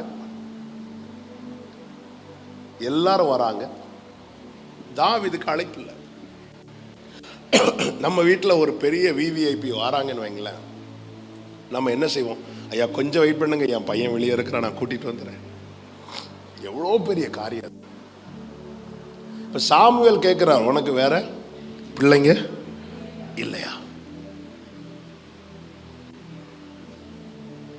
கேட்கும்போது அப்ப கூட தாவீதுக்கு பேரை சொல்லல. எல்லாருக்கும் இளையவன் ஒருத்தர் இருக்கிறான், அவன் ஆடு மேய்த்து கொண்டிருக்கான். சிலர் நமக்கு கொடுக்கிற அறிமுகம் இருக்கு தெரியுமா? எங்க போறீங்க சிஸ்டர், எங்க போறீங்க ஃபேமிலியா? இல்ல இந்த தெருவில் தான் பொண்ணு பார்க்க போறோம். எந்த பொண்ணை பார்க்க போறீங்க? அந்த ஒரு எல்லோ பெயிண்ட் அடிச்ச ஒரு வீட்டில் பொண்ணு. அந்த எல்லோ பெயிண்ட் அடிச்ச வீட்டில் உள்ள பொண்ணா? ஆமா. ஏன்? ஒன்றும் இல்லை, போங்க போங்க, அவ்வளோதான், முடிஞ்சு, மேரேஜ் கேன்சல். சிலர் நமக்கு கொடுக்கிற அறிமுகம் இருக்கு தெரியுமா? இளையவன் ஒருத்தன் இருக்கிறான், தாவீது இருக்கிறான், நாம கூட்டிட்டு வா. இப்படிதான் எங்க அப்பா சொல்லணும். அவன் எல்லாருக்கும் இளையவன். அதன் அர்த்தம் என்னன்னா, இவனே தெரிந்தெடுக்கலன்னா அவன்லாம் வாய்ப்பே இல்லை. அவன் ஆடு மேய்த்து கொண்டிருக்கிறான். அவன் அரசாடுறதுக்கு தகுதியுள்ளவனே அல்ல. சாமுவேல் உட்காந்துட்டார். அவன் வராம நான் சாப்பிட மாட்டேன். சாமுவேல் சாப்பிடாம ஈசாய்க்கு சாப்பிட முடியுமா? இல்லை. ஒரு நாள் வரும், எல்லாரும் உங்களுக்காக ஃபாஸ்டிங் இருப்பாங்க. அவன் இப்ப எல்லாம் உட்கார்ந்து இருக்கும்போது தாவீது அழைத்து வரப்படுகிறான். தாவீதுக்கு விஷயமே தெரியல. சொல்லியிருப்பாங்க, சாமுவேல் இருந்திருக்கிற ஒன்னதான் கூப்பிடுறாரு அப்படின்னு. எல்லாம் வந்துட்டு இருக்கும்போது நீங்க வீட்டில் போய் படிங்க, 1 சாமுவேல் 16 தாவீது என்ட்ரு ஆனதும் கர்த்தர் சாமுவேல்கிட்ட சொல்ற முதல் வார்த்தை என்ன தெரியுமா? எழும்பு. எழும்பு. அந்த பட்டணத்திலேயே பெரிய மனுஷன் தாவீது, அந்த பட்டணத்திலேயே சிறியவன். கனம், மரியாதை எல்லாமே பரத்திலிருந்து கட்டளையிடப்படுகிறது. தாவீது வந்ததும் சாமுவேல்கிட்ட கர்த்தர் சொல்லுவார், நீ எழுந்து, நீ எழும்பு. தாவீது இப்படி வாரம், கையில கோலை தடியும் வச்சுட்டு இப்படி வாரம், மெய்ப்பன குறைய ட்ரெஸ்ஸையும் போட்டுட்டு அழுக்கா இப்படி வாரம். வரும்போது சாமுவேல் இப்படி எழும்புறாரு. சாமுவேல் எழும்புனா ஈசாய்க்கு உட்கார முடியுமா? ஈசா எழும்புறார், சகோதரர்கள் எழும்புறாங்க. ஆமே, நம்ம நடந்து வந்தா யாராவது எழும்புவாங்களா? நம்ம இருக்க போற சேர்ல பேக வேணா தூக்கி வைப்பாங்களே தவிர.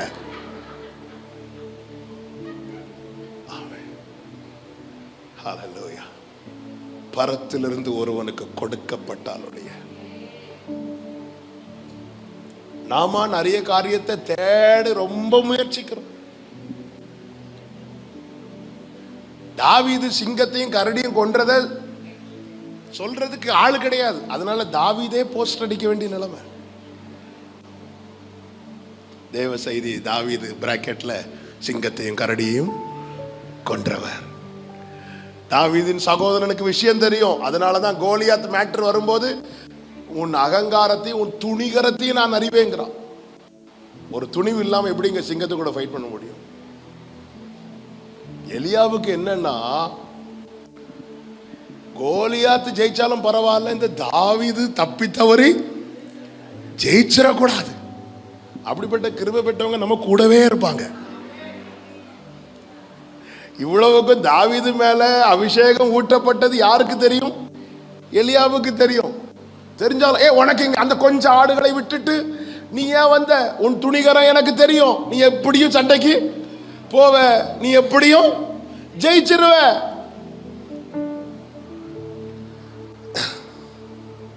தாவீது போறா, சவுல்ட்ட போறார். அண்ணன் வந்து சொல்லல, என் தம்பி வந்து சிங்கத்தை கொன்றான், கரடியை கொன்றான். யாரும் கிடையாதுங்க. ஒரு டைம் வர்றது வர தாவீதே தான் சொல்லுங்க. நான் ஒரு விஷயம் ஆடு மேய்த்து கொண்டிருக்கும் போது சிங்கம் வந்துச்சு, கரடி வந்துச்சு, அவ்வளவுதான். இப்ப தாவீதுக்கு நேம் பரத்திலிருந்து கொடுக்க ஆரம்பிக்குது. இனி தாவீதை நீ பேச வேண்டாம். தாவீதே, நீ சும்மா என்ட்ராயி பட்டணத்துக்குள்ள போ. தாவீது பட்டணத்துக்குள்ள போகும்போது இப்பொழுது ஸ்திரீகள் பாடுகிறார்கள், சவுல் கொன்றது 1000, தாவீது கொன்றது 10000. பரத்திலிருந்து ஒருவனுக்கு கொடுக்கப்பட்டாலொழிய எந்த காரியமாகட்டும். தரியு ராஜாவுக்கு தானியேலை காப்பாற்ற வேண்டும் என்று ஆசை. ஆனா சிங்க கபில தூக்கி போடுவது பரலோக திட்டம். சாத்ராக், மேஷாக், ஆபேத்நேகோ சொல்றாங்க, நாங்கள் ஆராதிக்கிற தேவன் எங்களை தப்புவிக்க வல்லவராய் இருக்கிறார். உடனே நம்முடைய போக்கஸ் எப்படி போகும் தெரியுமா? அந்த தீ எல்லாம் என்ன இருக்கணும்? அணைஞ்சு போயிருக்கணும். ஆனா ஆண்டவர் 7 மடங்கு அனுமதிக்கிறார். அனுமதித்ததெல்லாம் நன்மைக்காக, நடத்திடும் பாதைகளும் நன்மைக்காக. சொல்லுங்க, அனுமதித்ததெல்லாம் ஆமே, நடத்திடும் பாதைகளும் அதின் காலத்தில் நேர்த்தியாய் செம்மையாய் எனக்கான யாவும் செய்து முடிப்பீர். அதின் காலத்தில் நேர்த்தியாய் செம்மையாய் எனக்கான யாவும் செய்து முடிப்பீர்.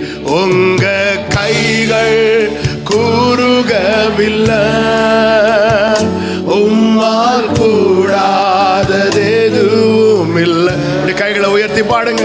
உங்க கைகள் கூறுகவில்லை, உம்மால் கூடாததெதுவும் இல்லை, உம்மால் கூடாததெதுவும். ஆமென். இயேசுவால் கூடாததெதுவும். இந்த தெளிவு தேவ பிள்ளைக்கு தேவை. ஹல்லேலூயா. ஆண்டவர் அனுமதித்திருக்கிறார். இன்னைக்கு தெரியல நமக்கு. ஏன்னா நம்முடைய நினைவுகள் அல்ல அவருடைய நினைவுகள், நம்முடைய வழிகள் அல்ல அவருடைய வழிகள். நம்ம எவ்வளவுதான் யோசித்தாலும் அவருடைய வழிகள் நமக்கு தெரியாது. எனவே தான் நீதிமொழிகள் 25 சொல்லப்பட்டிருக்கிறது, காரியத்தை மறைப்பது தேவனுக்கு மேன்மை. அதனாலதான் சில காரியத்தை மறைக்கிறார். யோசேப்புக்கு பிளான சொன்னார், ரூட்டை மறைச்சிட்டார். ஆபிரகாமுக்கு ரூட்டை சொன்னார், பிளான மறைச்சிட்டார். என்ன ரூட்டை சொன்னார்? நீ மோரியா மலைக்கு போ அப்படிங்கிறார். ரூட்டு கொடுக்கிறார், பிளான மறைச்சிட்டார். யோசேப்புக்கு பிளான கொடுத்தார், ரூட்டை மறைச்சிட்டார். என்ன ரூட்டு? இப்படி சகோதரர்கள் இவனை விட்டு போடுறது. ஏன் ரூட்டை மறைச்சாருன்னா, யோசேப்பு வந்து நல்ல அன்புள்ளவன். அதனால அவனுக்கு உள்ள எதுவுமே இருக்காது. எல்லாத்தையும் என்ன பண்ணுவார்னா சொல்லிடுவார். இந்த ரூட்டை சொன்ன சகோதரர்கள் பார்ப்பாங்க, உன்னை குழியிலேருந்து தூக்குனா தானே நீ போவ. ஆண்டவருக்கு தெரியும் எதை எப்போ செய்யணும். அதனாலதான் வேதம் சொல்லுகிறது, தேவரீர் எழுந்தருளி சீயோனுக்கு இறங்குவீர், அதற்கு தயை செய்யும் காலமும் அதற்காக குறித்த. அவர் அமைதியா இருக்கிறது போலதாங்க இருக்கும். ஆனா அந்த அப்பாயிண்டட் டைம், அந்த ஆண்டவர் குறித்த டைம் இருக்கு தெரியுமா, அவர் எழுந்தருளுவார். ஆமென். ஹல்லேலூயா. நேரம் அதிகம் போனதுனால ஒரே ஒரு காரியத்தை கூட நான் சொல்லி செபிக்க விரும்புகிறேன். 3வது 19வது அதிகாரம் 17வது வசனத்தை வாசிங்க. யோவான் 19:17. அவர் தம்முடைய சிலுவையை சுமந்து கொண்டு எபிரேய பாஷையிலே கபாலஸ்தலம் என்கிற இடத்துக்கு புறப்பட்டு போனார். யாராவது இயேசுவை ஃபோர்ஸ் பண்ணாங்களா? இல்ல. அருமையான வார்த்தை. அவர் தம்முடைய சிலுவையை, இதுதான் உண்மையான அர்ப்பணிப்பு. இயேசு சிலுவையை சுமந்து கொண்டு போகிற வழியில மத்தேயு 27:32 சொல்லப்பட்டிருக்கிறது, சிரேனே ஊரானாகிய சீமோன் எனப்பட்ட ஒரு மனுஷனை அவர்கள் கண்டு அவருடைய சிலுவையை சுமக்கும்படி அவனை பலவந்தம் பண்ணினார்கள். ஃபோர்ஸ் பண்றாங்க. இப்போ சீமோன் சுமக்கிறது எதின் அடிப்படையில்? வேற வழி இல்லாம இயேசு விரும்பி சுமக்கிறார், சீமோன் வேற வழி இல்லாம சுமக்கிறார். இந்த கேள்வியை வச்சுட்டு நான் ஜெபம் பண்ண போறேன். சிலுவையை விரும்பி சுமக்கிறோமா, வேற வழி இல்லாம சுமக்கிறோமா? ஆண்டவர் சமூகத்தில் விரும்பி வந்திருக்கிறோமா, வேற வழி இல்லாம வந்திருக்கிறோம்? வேற வழி இல்லாம வர்றவங்க நிறைய பேர் உண்டு. என்ன சிஸ்டர், என்ன வேணும், எதுக்கு ஜெபம் பண்றீங்க? எல்லா இடத்துக்கும் போய் பார்த்தோம், நாங்க போகாத ஹாஸ்பிட்டலே கிடையாது. ஏங்க, இது நம்முடைய ஆரம்ப நிலை. அப்படிதாங்க. வீட்டில் ஆகாரம் இல்லை, நான் யார் கண்லையா தயை கிடைக்குதுன்னா போய் கொஞ்சம் கதிரை பொறுக்கிட்டு வரேன். வேற வழி இல்லாம ரூத்து போறாங்க. இப்படிதான் நம்ம எல்லாருமே வந்தது, வேற வழியே இல்லை. ஆனா நான் ஆண்டவருக்குள்ள வந்து 15 வருஷம் ஆச்சு, 20 வருஷம் ஆச்சு, 30 வருஷம் ஆச்சு. நாங்க 4 தலைமுறை கிறிஸ்டியன்ஸ், நாங்க 4 தலைமுறை பெண்டிகாஸ்ட்லாம் சொல்றோம். ஆண்டவர் சமூகத்துல இன்னும் வரணும்னா எனக்கு ஏதாவது ஒரு நெருக்கம் வந்து என்னை பிடிக்கணும், ஏதாவது ஒரு காரியம் வந்து என்னை பலவந்தம் பண்ணா மட்டும்தான் நான் வேற வழி இல்லாம ஆண்டவரே கிருபையா இப்படி வந்து நான் கத்துவேன்னா. ஏனில் என்ன நஷ்டம் ஆகுது தெரியுமா? அர்ப்பணிப்பு நஷ்டமாகிறது. இயேசு தம்முடைய சிலுவை எடுத்துக்கொண்டு, இயேசுவை யாரும் பலவந்தம் பண்ணவில்லை. அப்ப விரும்பி சிலுவையை சுமக்கிறவர்களும் உண்டு, வேற வழி இல்லாம சிலுவையை சுமக்கிறவர்களும் உண்டு. வேற வழி இல்லாம சர்ச்சுக்கு வர்றவங்களும் உண்டு, விரும்பி சர்ச்சுக்கு வர்றவங்களும் உண்டு.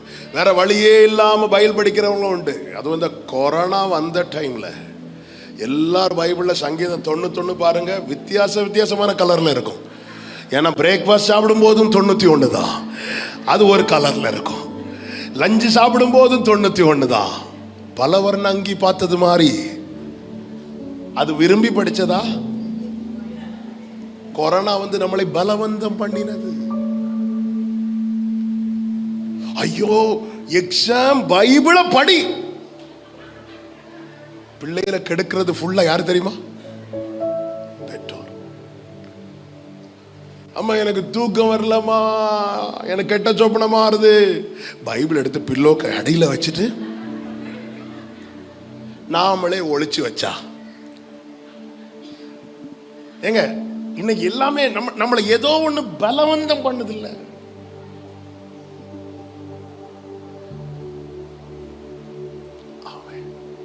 இயேசுவை பாருங்க.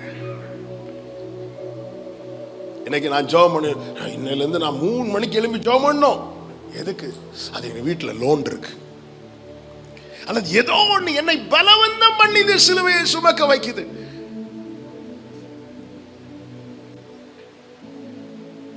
ஒரு சரியான அர்ப்பணிப்பு. விசுவாசத்தின் ஆரம்பம் என்ன தெரியுமாங்க?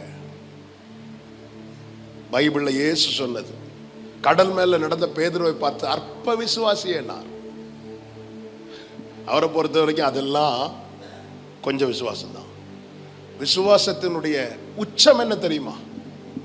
நான் அவரிடத்தில் ஒப்புவித்ததை, என்னிடம் உள்ளதையே உம்மிடம் ஒப்படைத்தே, அந்நாள் வரையிலுமே அதை காத்திட வல்லவரே. பிறக்கும் முன்னமே என் பெயரை அறிந்தீரே, அவயம் அனைத்துமே அழகாக வரைந்தீரே, என்னிடம் உள்ளதையே உம்மிடம் ஒப்படைத்தேன், அந்நாள் வரையிலுமே அதை காத்திட வல்லவர். நானா என அர்ப்பணிக்கிறது. பிதா இயேசுவை வெறுமையாக்கவில்லை, தம்மை தாமே வெறுமையாக்க. இஸ்ரவேலர்கள் கர்த்தரை நோக்கி கூப்பிட காரணம், எகிப்தியரால் பலவந்தம் பண்ணப்பட்டார்கள். இன்னைக்கு வேற வழி இல்லாம தேவனை தேடுறது, வேற வழி இல்லாம ஜெபம் பண்றது, வேற வழி இல்லாம பைபிள் படிக்கிறது, வேற வழி இல்லாம இதை தாண்டி இயேசு ஒரு ஜெபம் பண்ணுவார் தெரியுமா? நான் உம்மை மகிமைப்படுத்தும்படிக்கு நீர் என்னை மகிமைப்படுத்தும். யோவான் 17 இருக்கு. என்ன அதுன்னு அர்த்தம்? அப்பா நீங்க என்னை எவ்வளவு நாளும் உயர்த்துங்க, நீங்க என்னை உயர்த்த உயர்த்த அந்த மகிமை ஃபுல்லா நான் உங்களுக்கு தந்துட்டே இருப்பேன். அதனாலதான் பிதாவுக்கு மகிமை ஒருவர் மூலமாக மட்டும்தான் போகும். அவர் பெயர் தான் ஜீசஸ் கிரைஸ்ட். அதனாலதான் அவருக்கு எல்லா நாமங்களுக்கு மேலான நாமத்தை கொடுத்து உயர்த்தி, முழங்கால் யாவும் அவருக்கு முன்பாய் முடங்கும், நாவு யாவும் அவரை அறிக்கை செய்யும். அந்த முழுமையான அர்ப்பணிப்பு, உண்மையான அர்ப்பணிப்பு. நான் எனக்கு வேற வழி இல்லாம நான் ஆண்டவர் சமூகத்தில் வந்து இருக்கிறது அதெல்லாம் இல்லை. இந்த நாட்களில் இதுதான் தேவனுக்கு தேவை, இதுதான் தேவன் எதிர்பார்க்கிறது. நம்ம ஏன் ஃபாஸ்டிங் இருக்கிறோம்? எனக்கு ஒரு வேலை இல்லை. அப்போ அந்த காரியம் என்ன பலவந்தம் பண்ணது இல்லை. இப்போ வேலை கிடைச்சா ஃபாஸ்டிங் இருக்க மாட்டோம். நம்ம ஏன் நல்லா ஜாப் பண்றோம்? ராத்திரி எதுக்கு ஜாப் பண்றோம்? எனக்கு சூழ்நிலை எப்படி இருக்கு. அப்போ சூழ்நிலை மாறினா நல்லா புரிஞ்சுக்கோங்க, நம்ம ஆண்டவருக்கு நம்பிக்கையை கொடுத்துட்டோம். நீங்கள ஆபிரகாமுக்கு சோதனை என்ன? ஈசாக்கு என்ன செய்யணும்? பலி செலுத்தணும். அதுதான் சோதனை, அதான் ப்ராஜெக்ட், அதான் அசைன்மெண்ட். இதை அப்ப பலி செலுத்தணும்னா கத்தி அவன் மேல படணும். ஆனா கத்தி ஓங்கும் போது ஆண்டவர் ஸ்டாப் பண்ணிட்டார். ஏன் ஸ்டாப் பண்ணார் தெரியுமா? ஆபிரகாம் நம்பிக்கையை கொடுத்துட்டான். நம்ம எப்போ ஆண்டவருக்கு நம்பிக்கையை கொடுக்கிறோமோ அங்க நமக்கு சோதனைக்கு ஃபுல் ஸ்டாப். இவனை எவ்வளவு பிளஸ் பண்ணாலும் இவன் போக மாட்டான். இவனை எவ்வளவு உயர்த்தினாலும் இவன் என் பக்கத்துல தான் இருப்பான். இந்த நம்பிக்கையை மட்டும் சபையை நீங்க கொடுத்துட்டீங்கன்னா உங்களை தேவன் உயர்த்துவது, உங்களை தேவன் ஆசீர்வதிப்பது, உங்களை தேவன் மேன்மைப்படுத்துவது யாருக்கு தடுக்க முடியாது. ஏங்க ஆண்டவருக்கு இஸ்ரவேலை ஆசீர்வதிப்பதே அவருக்கு. அப்ப ஏன் நம்மளை இன்னும் வச்சிருக்கிறாருன்னா அவருக்கு தெரியும், நம்மள தெரியும். ஆபிரகாமுக்கு பிள்ளை கொடுக்கிறதுக்கு முன்னாடி ஆபிரகாம் நம்பிக்கையை கொடுத்துட்டார்.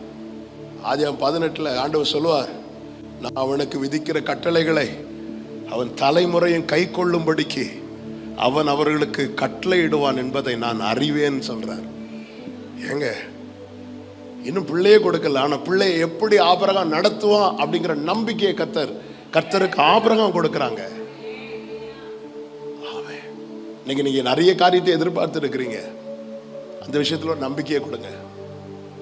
இயேசுவின் நாமத்தில் உங்களுக்கு இந்த மாலை வேளையில இந்த வார்த்தையை தீர்க்க தரிசனமா சொல்றேன். இன்னைக்கு சில காரியங்கள் உங்களுக்கு தடைப்பட்டே இருக்கிறது, தூரமாவே இருக்கிறது. இந்த விஷயத்துல ஒரு நம்பிக்கையை கொடுங்க. கையேற்ற தூரத்துல நன்மை இருக்கிறது. சீக்கிரமாய் அந்த காரியம் வாய்க்கப்படுவதை உங்கள் கண்கள் காணும். இன்னொரு விஷயத்தை சொல்லி நான் ஜெபிக்கிறேன்.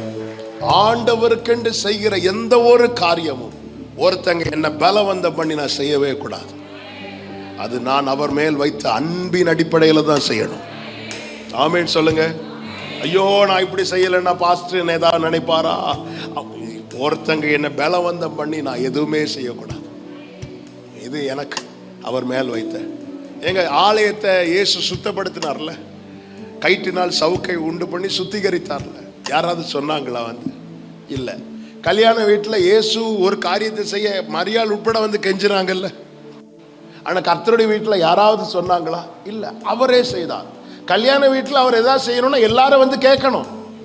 ஆனா இது நேரா மாறி நம்ம கல்யாண வீட்டில் முன்னாடி போய் நின்று எல்லாத்தையும் செஞ்சிட்டு இருப்போம். ஆண்டவருடைய வீடு வரும்போது என்ன யாரும் கூப்பிடல. ஏங்க, அவர் ஏன் செய்யறார்? அவர் இது என் பிதாவின் வீடு. தேவ சமூகத்தை பிதாவின் வீடு என்று பார்க்கிறவர்கள் தேவனை கனம் பண்ணுகிறார்கள். சிலுவைய சீமோன் வேற வழி இல்லாம சுமக்கிறான். இயேசு அவரே எடுத்து ஒரு உண்மையான அர்ப்பணிப்பு. நாம் அவரை நேசிக்கிறோம் என்பதற்கான அடையாளம்.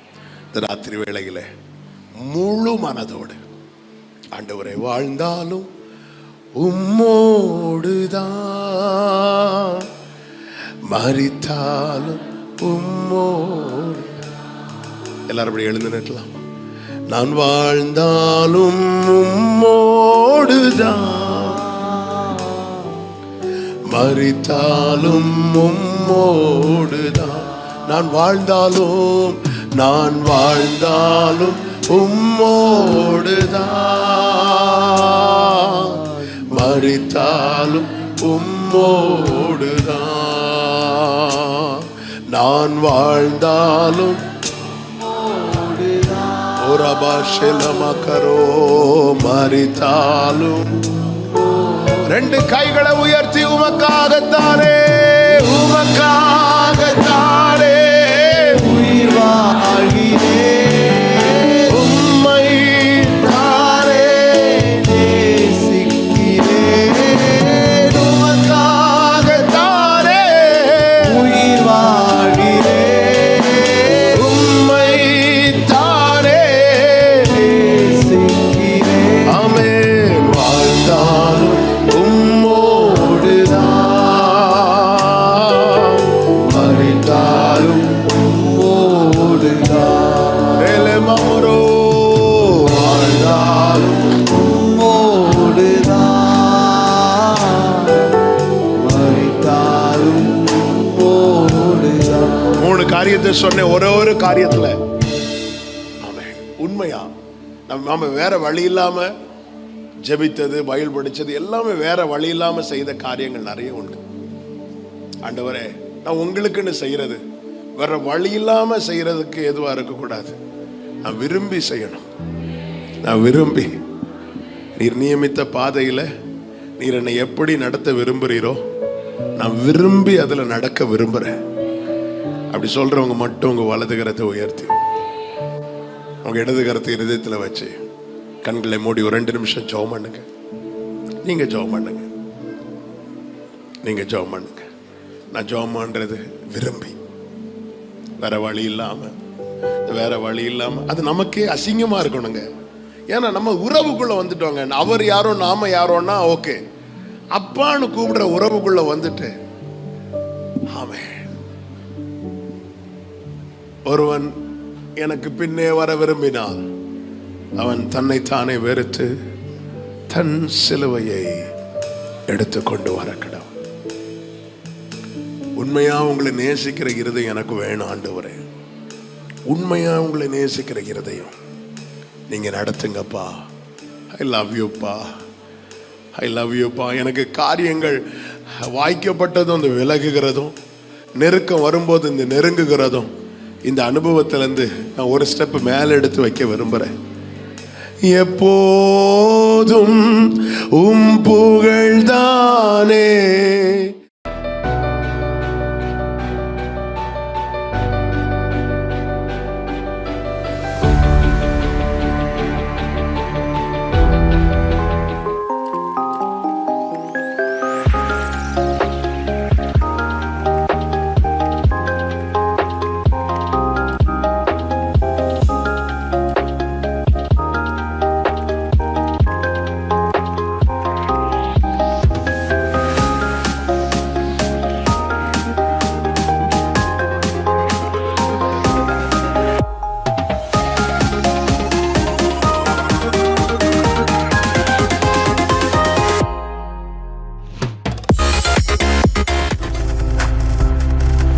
நீங்கள் பார்த்துக் கொண்டிருப்பது உங்கள் ஜாய் டிவி. உங்கள் துக்கம் சந்தோஷமாய் மாறும்.